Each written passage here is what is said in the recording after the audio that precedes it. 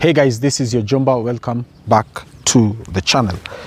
Today is 4th July 2026 and I am here to report to you that an individual, a young Kenyan by the name of Moses Munuve, was picked up or abducted or arrested, depending on which side of the conversation you want to be in, by the anti-terrorist police unit, ATPU, from his home in Kiambu County on charges, I believe, that are going to be Prevention of Terrorism Act charges. And his crime, do you want to know his crime? His crime is posting flight radar records of President Ruto's official flights out of the Republic of Kenya. I repeat, Moses Munuve was picked up, was abducted, or was arrested by the Anti-Terrorist Police Unit, ATPU. This is a very elite unit that is meant to be fighting terrorists along our Kenya-Somali border. They picked him up from his home in Kiambu for publishing publicly available information, flight data, flight paths that relate to the travels of President Ruto outside of the Republic of Kenya. Why is this story so important right now that I have to publish it immediately? On 30th of June, DCI officers picked up a lady called Halima Princess. I have covered this here on this channel, in her home, at her home in Kadzandani, in Bamburi, in Mombasa. She was presented in court, and then she was released. That is on 3rd of July. What I have for you as my view, and this is exclusive, you will never hear this from anywhere else. Moses Munuve was also picked up by the DCI after Halima. But as they presented Halima in court, sawa, walipokuwa katika process ya kumpeleka Halima mahakamani, sawa, and then whatever it is they requested for 7 days, ikapunguzwa hadi 3 days, and then there's an advocate anaitwa Ian Mutiso. He went to court, to the High Court, and then he challenged the magistrate's court's ruling to detain Halima. So Halima katolewa. So these guys were DCI. They released Munuve, Moses Munuve, and then he was rearrested. He was recaptured or reabducted by officers of Anti-Terror Police Unit. Sawa? So I need you guys to get the chronology very clear. It started with Halima's abduction in Mombasa. Kenyans made noise, and then she was presented in court in Nairobi. They asked for 7 days. Sawa? And while they were asking for those 7 days, they were also in the process of going after Moses Munuve. Sawa? Now, during this ordeal ya Halima, wakarealize ya kwamba the method they were using ya DCI is not working in keeping these people, these Kenyans, as long as possible, because the intention is not to prosecute. Let me be very honest with you, my viewer.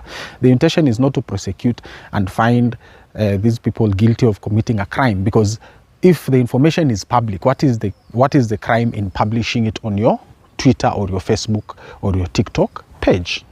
So the intention is to persecute these specific individuals in an effort to stop them from publishing flight radar details of President Ruto's flights, number one. Number two, it is to instill fear in the people, in Kenyans, and basically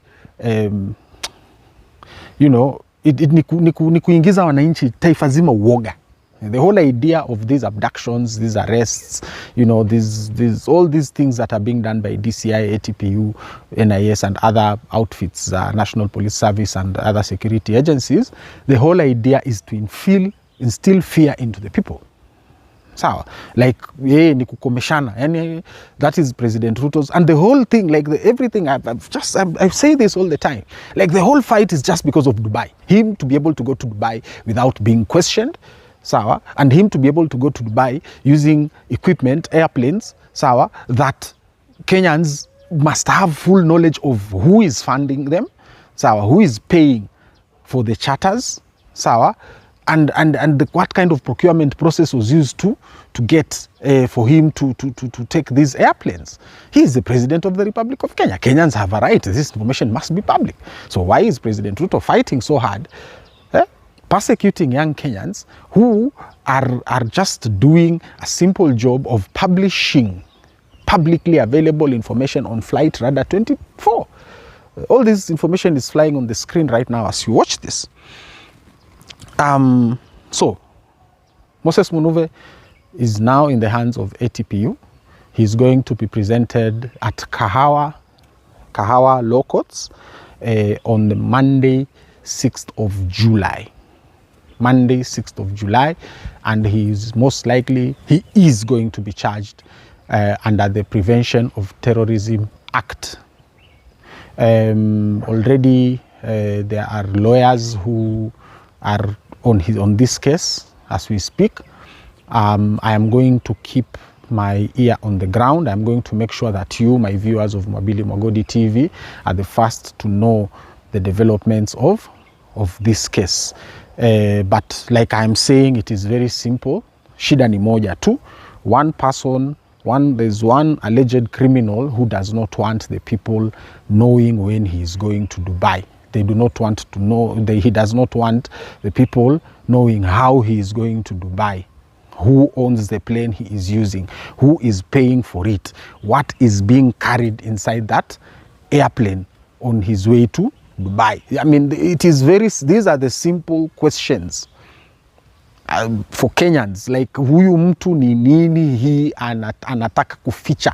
Why use so much force and energy against people, against Kenyans, sawa, just because they are questioning or they are informing people of your movements? What is the issue there? President Ruto, unaogopa nini yenye hautaki wa Kenya wajue kuhusu hizi safari unazofanya? Hadi unashinda ukiabduct hawa vijana wadogo. These are young people. Halima is a young mother.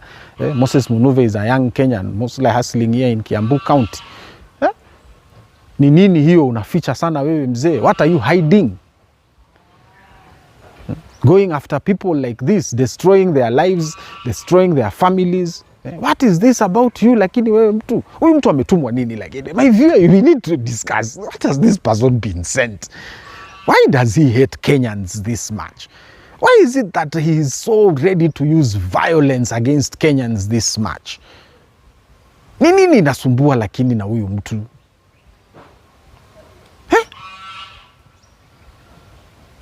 You guys, you know, we need to ask, what is this? What is this? Ni nini? Kwa nini unatumia kifua namna hii? Why? This is your Jomba Mobili Mogodi. Thank you very much for your support on the channel as usual. The M-Pesa number is 0799428109. Please help me fund the activities of this channel. Some of these stories hapa unapata ni exclusive. You will never even see them on Citizen TV or NTV or KTN. Asanteni.